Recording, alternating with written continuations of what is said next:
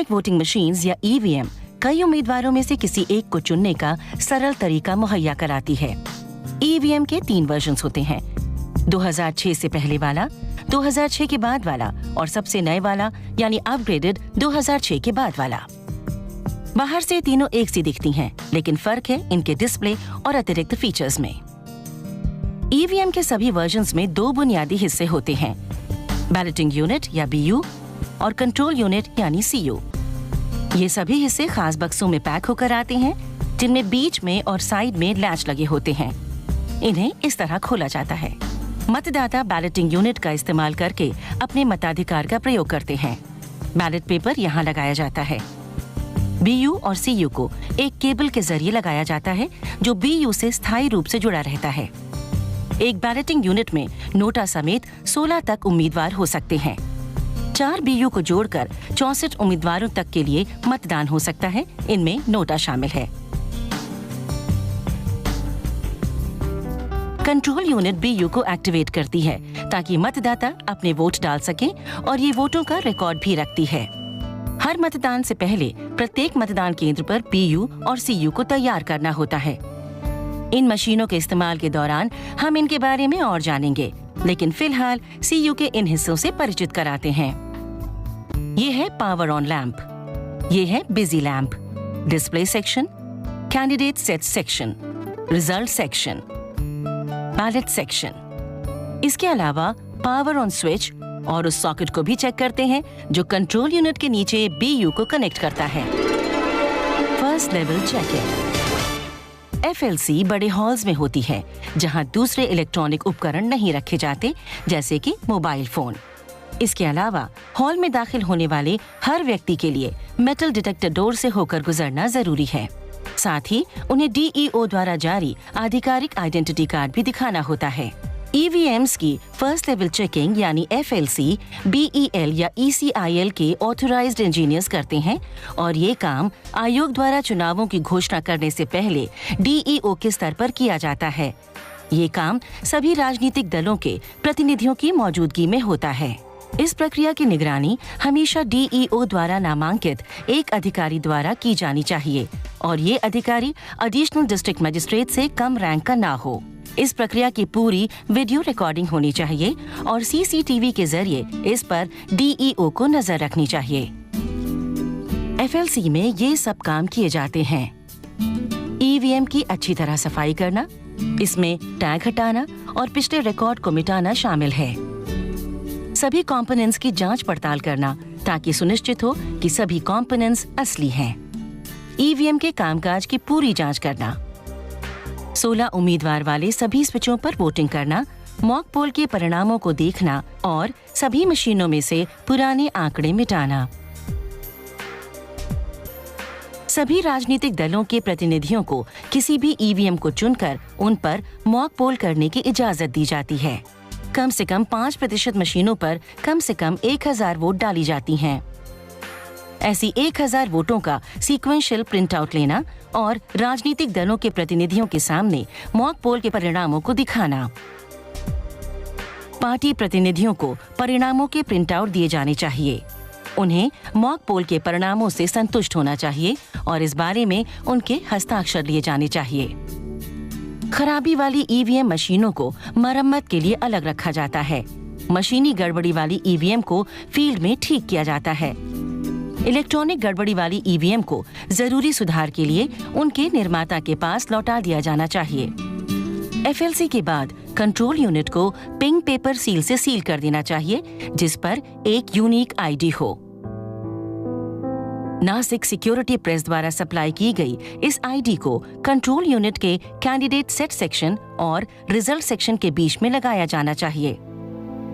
इस सील से सुनिश्चित होता है कि अब कोई भी इस पिंक पेपर सील को तोड़े बिना सीयू के अंदरूनी पुर्जों तक नहीं पहुंच पाएगा। मशीन निर्माता के इंजीनियरों और राजनीतिक दलों के प्रतिनिधियों को इस पिंक पेपर सील पर अपने दस्तखत करने चाहिए। ईवीएम के यूनिक आईडी को और पिंक पेपर सील के सीरियल नंबर को एक रजिस्टर में लिखा जाना चाहिए और इसे राजनीतिक दलों द्वारा अटेस्ट करवाना चाहिए। इस रजिस्टर की एक फोटोकॉपी देकर उसकी पावती ली जानी चाहिए। राज्य और राष्ट्रीय स्तर के सभी राजनीतिक दलों द्वारा, कैंडिडेट सेटिंग के वक्त मौजूद सभी उम्मीदवारों द्वारा, और इसे मतगणना के समय आसानी से उपलब्ध भी होना चाहिए। Randomisation. Electronic voting machine randomisation के 2 स्तरों से गुजरती है।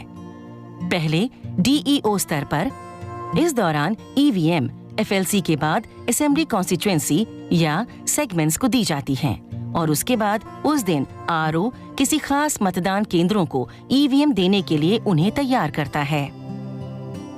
DEO स्तर पर रैंडमाइजेशन इस काम के लिए मुहैया कराए गए सॉफ्टवेयर के इस्तेमाल से किया जाता है।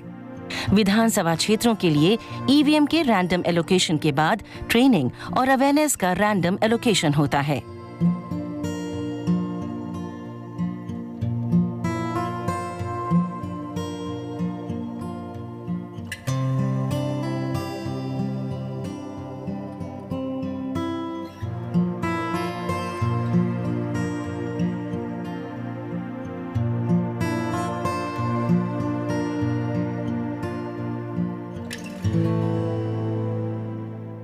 मतदान वाली इलेक्ट्रॉनिक वोटिंग मशीनों पर एक हरा स्टिकर लगाया जाता है। ट्रेनिंग और अवेयरनेस वाली EVM पर पीले स्टिकर्स लगाए जाते हैं,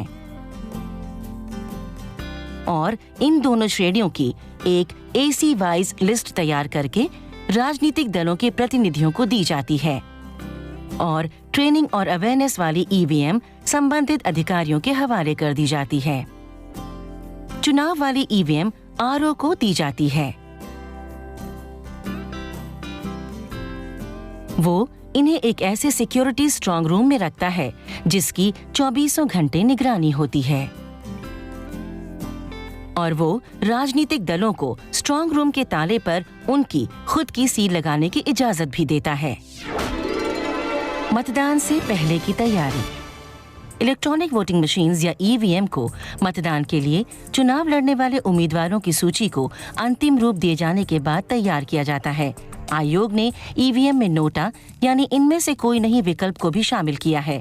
इस उद्देश्य के लिए आखिरी उम्मीदवार के सीरियल नंबर, नाम और चुनाव चिन्ह के बाद मतपत्र पर इसका serial number, none of the above और नोटा के चिन्ह को छापा जाता है। RO स्तर पर EVM को तैयार करने का काम एक बार फिर बड़े से हॉल में उम्मीदवारों या उनके एजेंटों और आयोग के पर्यवेक्षक की मौजूदगी में पहले वाली ही सुरक्षा प्रक्रिया अपनाते हुए किया जाएगा। EVM की जांच इस स्तर पर भी अधिकृत इंजीनियर करेंगे।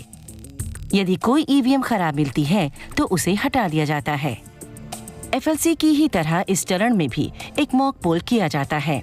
इसका तरीका भी पहले जैसा ही होता है।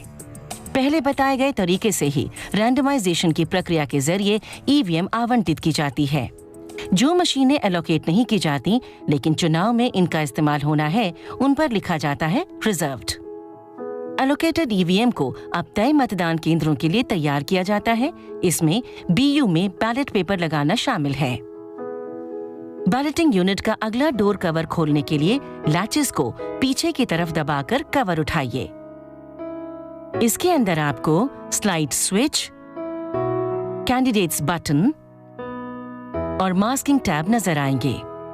फ्रंट कवर के पिछले हिस्से में लगे 2 लैचेस को एक साथ दबाइए। इससे बैलेट पेपर स्क्रीन खुल जाएगी। यहाँ बैलेट पेपर लगाते समय सुनिश्चित करें कि कागज पर मौजूद पार्टीशन लाइन BU के कवर पर मौजूद ग्रूव्स के साथ ठीक से मेल खा जाए।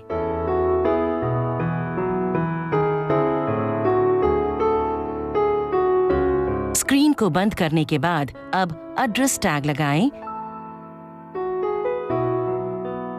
और इसे सील कर दें।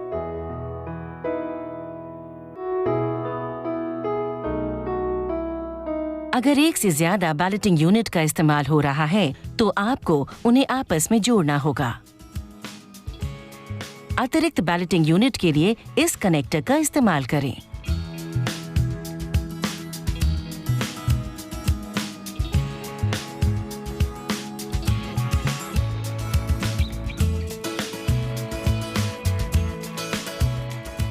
इसके बाद इस्तेमाल ना होने वाले कैंडिडेट बटन मास्क कर दें। अब उम्मीदवारों की संख्या के हिसाब से स्लाइड स्विच को उसकी पोजीशन में सेट करें। 1 से 16 तक क्रम संख्या वाले उम्मीदवारों के लिए BU1 में स्लाइड स्विच पोजीशन है 1। 17 से 32 तक क्रम संख्या वाले उम्मीदवारों के लिए BU1 में स्लाइड स्विच पोजीशन है 1। BU2 में ये है 2। 33 से 48 तक क्रम संख्या वाले उम्मीदवारों के लिए BU1 में स्लाइड स्विच पोजीशन है 1। BU2 में ये है 2 और BU3 में 3। 49 से 64 तक क्रम संख्या वाले उम्मीदवारों के लिए BU1 में स्लाइड स्विच पोजीशन है 1। BU2 में है 2, BU3 में है 3 और BU4 में है 4। इसके बाद बैलेटिंग यूनिट के कवर को बंद कर दीजिए और दोनों लैचेस पर एड्रेस टैग्स लगाकर यूनिट्स को सील कर दीजिए।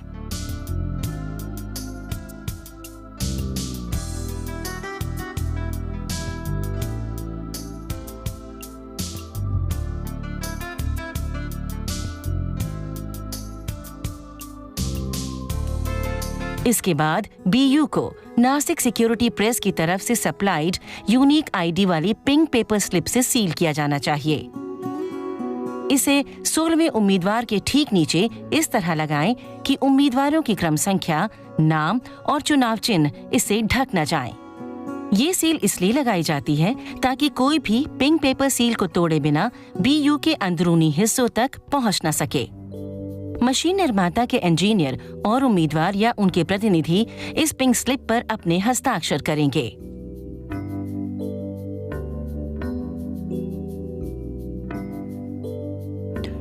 अब कंट्रोल यूनिट या CU में बॉटम कंपार्टमेंट को खोलिए और BU केबल कनेक्टर लगाइए। इसमें नया पावर पैक लगाइए और नीचे लगे टॉगल स्विच का इस्तेमाल करके पावर को ऑन कीजिए। अब कैंडिडेट सेट सेक्शन को खोलकर कैंडिडेट सेट बटन को दबाइए। आपको सेट कैंडिडेट शब्द चमकते नजर आएंगे और बीप भी सुनाई देगी। अब BU पर मौजूद आखिरी कैंडिडेट नोटा नीले बटन को दबाएं। अगर नोटा सहित उम्मीदवारों की संख्या 5 होगी तो डिस्प्ले पे दिखाई देगा कैंडिडेट्स 5। अगर डिस्प्ले दिखाता है इनवैलिड तो इसका मतलब है कि मशीन में पहले का कोई डेटा बचा हुआ है। अगर ऐसा है तो क्लोज बटन दबाएं और डिस्प्ले पर पोल क्लोज्ड आने का इंतजार करें। अब रिजल्ट बटन दबाएं और एंड शब्द दिखने का इंतजार करें।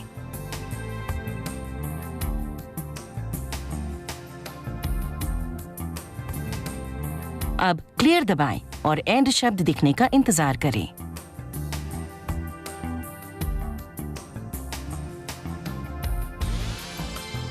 इसके बाद कैंडिडेट सेट के लिए वही पहले वाली प्रक्रिया को दोहराएं। अब CU में उम्मीदवार सेट हो चुके हैं। इसी तरह अगर डिस्प्ले पर दिखता है लिंक एरर 1 तो इसका मतलब है कि आपने BU को बिना ठीक से कनेक्ट किए कैंडिडेट सेट बटन दबा दिया है। कनेक्शन की जांच करें और कैंडिडेट सेट प्रक्रिया को फिर से शुरू करें। अब वक्त है EVM को ठीक से सील करने का।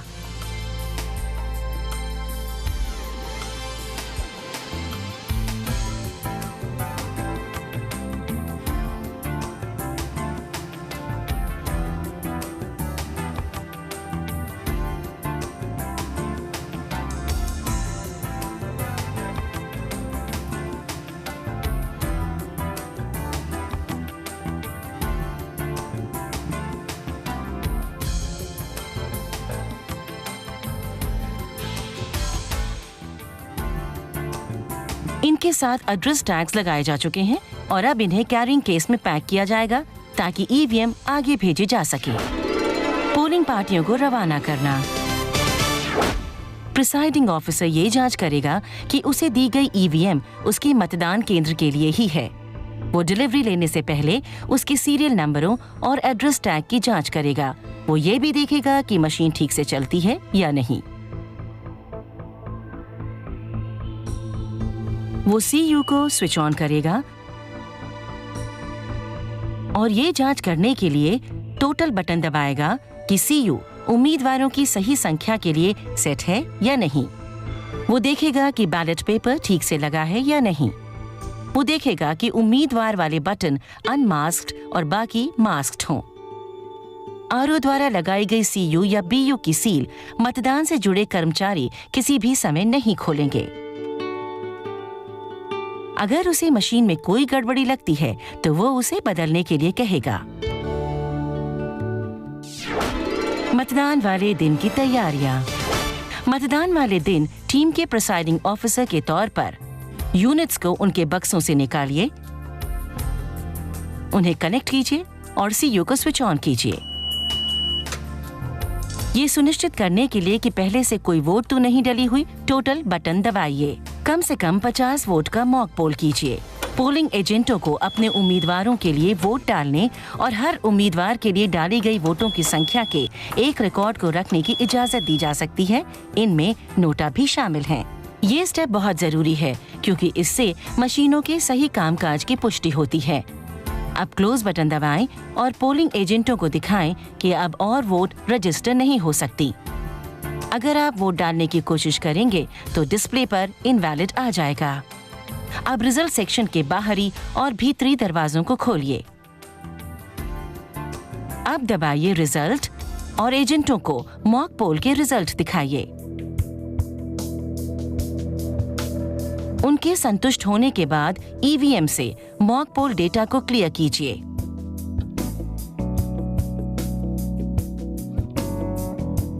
प्रिसाइडिंग ऑफिसर को मॉक पोल सर्टिफिकेट भरकर इस पर पोलिंग एजेंटों के दस्तखत लेने होते हैं। मॉक पोल सर्टिफिकेट को भरने से पहले मॉक पोल के रिजल्ट को क्लियर करना ना भूलें। आरओ को मॉक पोल के कंडक्ट और स्टेटस का पता रखना चाहिए। माइक्रो ऑब्जर्वर को भी इस प्रक्रिया में भाग लेना चाहिए और जहां कहीं भी वीडियोग्राफी होती हो वहां वीडियोग्राफी कराई जानी चाहिए। मॉक पोल डेटा को क्लियर करने के बाद निर्धारित सील्स और टैग्स का इस्तेमाल करके सीयू को सील करें ताकि ये असली मतदान के लिए तैयार हो जाएं। दोनों परिणामों के लिए उपलब्ध कराए गए फ्रेमों में ग्रीन पेपर सील डालें। रिजल्ट सेक्शन के अंदरूनी कंपार्टमेंट डोर को बंद करें। इसकी ग्रीन पेपर सील बाहर निकली होनी चाहिए। रिजल्ट सेक्शन के अंदरूनी कंपार्टमेंट को सील करें।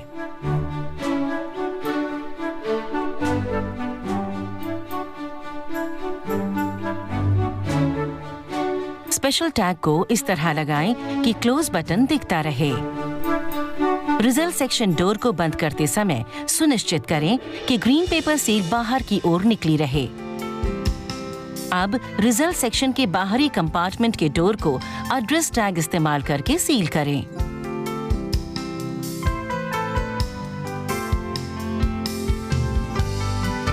अब आउटर पेपर स्ट्रिप सील लगाएं। स्ट्रिप सील के प्री गम्ड पोर्शन ए को ग्रीन पेपर सील के बेस के नजदीक रखें। ए को कवर करने वाले वैक्स पेपर को हटाएं और ग्रीन पेपर सील की नीचे वाली लेयर को चिपकाएं। बी को हटाएं और इसे इसकी ऊपरी लेयर पर चिपकाएं। बी को चिपकाने के बाद प्री गम्ड पोर्शन सी ऊपर रहेगा। सी के ऊपर से वैक्स पेपर को हटाएं। अब सी पर हरी पेपर सील की दोनों परतों को दबाएं। अब स्ट्रिप सील को क्लोज बटन विंडो के ठीक नीचे से बाईं ओर से कंट्रोल यूनिट के चारों ओर घुमाएं। स्ट्रिप सील के दूसरे हिस्से को अब दाईं तरफ से ऊपर लाएं। अब प्री गम्ड पोर्शन डी ऊपर है। इसके वैक्स पेपर को हटाएं और इसे हरी पेपर सील के ऊपर चिपकाएं।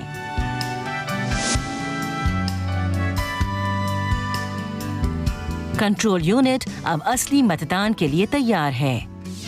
मतदान केंद्र में ईवीएम को लगाना। वोटिंग कंपार्टमेंट में बैलेट यूनिट या यूनिटों और कंट्रोल यूनिट को प्रिसाइडिंग ऑफिसर या थर्ड पोलिंग ऑफिसर की मेज पर रखें। अब सीयू की पावर को ऑन करें। अब ईवीएम मतदान के लिए तैयार है। पोलिंग ऑफिसर कंट्रोल यूनिट पर लगे स्टार्ट बटन को दबाता है ताकि मतदाता मतदान कर सके। अब बिजी लैंप जल उठता है।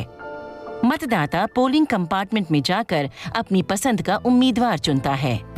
वो उम्मीदवार को चुनकर बटन दबाता है। मशीन में से तेज आवाज आती है जिससे पता चलता है कि उसकी वोट डल गई है। मतदान के दौरान अगर कोई मतदाता ईवीएम का इस्तेमाल करके वोट नहीं डाल पाता या वो भ्रमित हो जाता है तो प्रिसाइडिंग ऑफिसर कार्डबोर्ड से बने बीयू के मॉडल का इस्तेमाल करके मतदाता को ये प्रक्रिया समझा सकता है। उसे मतदान वाले हिस्से के अंदर ये प्रक्रिया कभी नहीं समझानी चाहिए,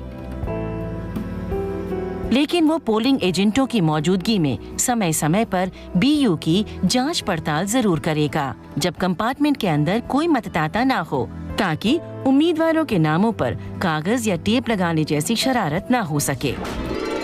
ईवीएम डिस्प्ले के अर्थ। आइए यहाँ देखते हैं कि सीयू के अलग अलग डिस्प्ले के क्या अर्थ होते हैं। कैंडिडेट 16 ईवीएम को 16 उम्मीदवारों के लिए सेट किया गया है। इनमें नोटा भी शामिल है। इनवैलिड यानी सीयू पर किसी बटन को गलत क्रम में दबा दिया गया है। फुल यानी ईवीएम को जितनी अधिकतम वोटों के लिए डिजाइन किया गया है वो डाली जा चुकी हैं, यानी 2000 वोट। बैटरी हाई, मीडियम, लो, इसका मतलब साफ है। सीरियल नंबर E00001 इस कंट्रोल यूनिट का आंतरिक सीरियल नंबर है। कंप्यूटिंग रिजल्ट यानी परिणाम की गणना की जा रही है। पीएसटी और पीईटी यानी पोल शुरू होने का समय और पोल खत्म होने का समय। पोल रिजल्ट पीडीटी यानी पोल की तारीख और समय। कैंडिडेट 06236 यानी उम्मीदवार नंबर 6 को 236 वोट मिली हैं। प्रिंटिंग, इसका मतलब है प्रिंटिंग जारी है। क्लॉक एरर यानी आरटीसी टाइम और तारीख के मामले में कुछ गड़बड़ है। अगर डिस्प्ले पर लिखा आता है लिंक एरर 1 तो इसका मतलब हो सकता है कि केबल ठीक से सीयू के साथ नहीं जुड़ी है या स्लाइड स्विच पोजीशन सही संख्या पर सेट नहीं है अथवा बैलेटिंग यूनिटों को सही क्रम में नहीं लगाया गया है। प्रेस्ड एरर, इसका मतलब है कि बीयू में उम्मीदवार वाले किसी एक बटन को गलती से दबाया गया है या वो जैम है। एरर, इसका मतलब है कि सीयू को अब इस्तेमाल नहीं किया जा सकता। मतदान खत्म होने के बाद इस मतदान केंद्र में आज का मतदान खत्म हो चुका है। मतदान खत्म होने के बाद क्लोज बटन पर लगी हुई कैप को हटाएं और इसे दबाएं। कंट्रोल यूनिट पर अब बैटरी की स्थिति, नोटा सहित उम्मीदवारों की कुल संख्या, पीएसटी, पीईटी और डाली गई कुल वोटों जैसे संदेश आएंगे। इस दौरान एक दिक्कत आ सकती है, आइए आपको उसके बारे में बताएं।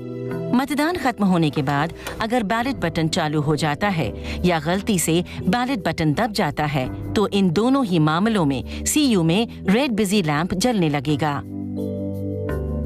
ऐसे में सीयू की पावर ऑफ करें, इससे लैंप जलना बंद हो जाएगा। अब दोबारा से पावर चालू करें और मतदान को क्लोज करें। मतदान को क्लोज करने से पहले क्लोज बटन कैप को दोबारा लगाएं, बटन कंपार्टमेंट को खोलें और पावर को बंद करें। केबल डिस्कनेक्ट कर दें। अब सीयू और बीयू को उनके कैरिंग केसेस में पैक कर दें।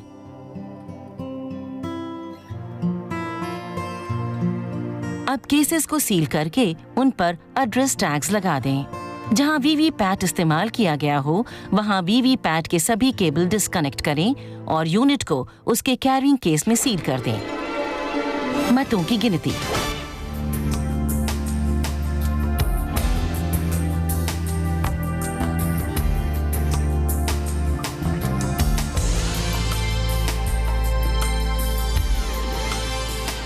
मतों की गिनती के लिए रिजल्ट सेक्शन की सील को खोला जाता है, लेकिन ध्यान रखें सिर्फ बाहरी ढक्कन को खोलें, अंदर वाले ढक्कन को ना खोलें। मशीन को चालू करें। अगर पावर कम होगी तो डिस्प्ले पर सिर्फ लाइनें होंगी या कुछ नहीं होगा। ऐसे में सीयू में नई बैटरी लगा दें। अब हरी पेपर सील हटाएं और रिजल्ट बटन तक पहुंचें। रिजल्ट को लिख लें।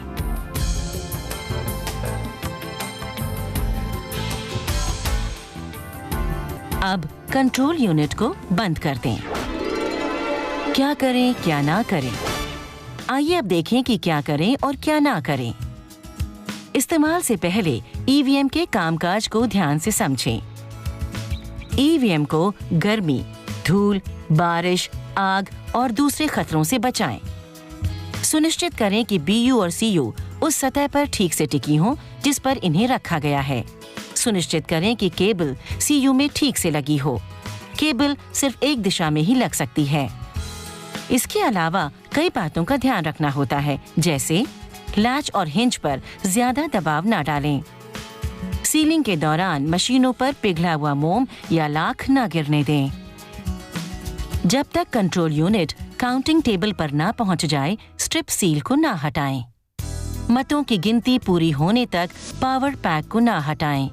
मशीनों को आपस में जोड़ने वाली केबल को कनेक्टर के हुड पर लगी स्प्रिंग टाइप क्लिप्स को दबाए बिना न खींचें। सबसे महत्वपूर्ण बात यह है कि हमेशा सुनिश्चित करें कि ईवीएम की निगरानी होती रहे, और ना करने वाली सबसे जरूरी बात यह है कि किसी भी स्थिति में और किसी भी स्तर पर ना तो मशीन को खोलने की कोशिश करें और ना ही इसकी बाहरी और भीतरी सील्स के साथ कोई छेड़खानी करें। मशीन को सुधारने की कोशिश की सख्त मनाही है। आइए फिर दोहराएं। तो इलेक्ट्रॉनिक वोटिंग मशीन्स ने अपना काम कर दिया है और सभी हितधारक इससे संतुष्ट हैं। मतदान खत्म हो चुका है और परिणाम आ चुके हैं। आइए अब इसकी यात्रा के कुछ खास पहलुओं पर नजर डालें। इस यात्रा की शुरुआत होती है FLC या फर्स्ट लेवल चेकिंग से। यहीं पर ईवीएम में मौजूद सभी पुराने आंकड़ों को हटाया जाता है। यहीं पहला रैंडमाइजेशन और एक मॉक पोल भी किया जाता है। सीयू पर पिंक पेपर सील लगाई जाती है ताकि सील को तोड़े बिना कोई भी सीयू के अंदरूनी हिस्से तक न पहुंच सके। उम्मीदवारों का आखिरी फैसला होने के बाद ईवीएम को एक बार फिर से आरओ के स्तर पर रैंडमाइज किया जाता है। यहीं से इसे मतदान केंद्रों के लिए एलोकेट किया जाता है। ईवीएम को आरओ के स्तर पर मतदान केंद्रों के लिए तैयार किया जाता है, जहां मतपत्रों को मशीनों में लगाया जाता है और एक बार फिर एक और मॉक पोल करके उनके कामकाज की जांच की जाती है। बीयू पर पिंक पेपर सील ये सुनिश्चित करने के लिए लगाई जाती है कि बिना सील तोड़े कोई भी बीयू के अंदरूनी हिस्से तक न पहुंच सके। इसके बाद प्रिसाइडिंग ऑफिसर और उसकी टीम ईवीएम को मतदान केंद्र तक ले जाती है, जहां वास्तविक मतदान के शुरू होने से पहले एक और मॉक पोल होता है, ताकि आखिरी बार ये जांच हो सके कि मशीनें ठीक से काम कर रही हैं या नहीं। इसके बाद कंट्रोल यूनिट के रिजल्ट सेक्शन को बहुत ध्यान से सील किया जाता है। फिर वोटें डाली जाती हैं।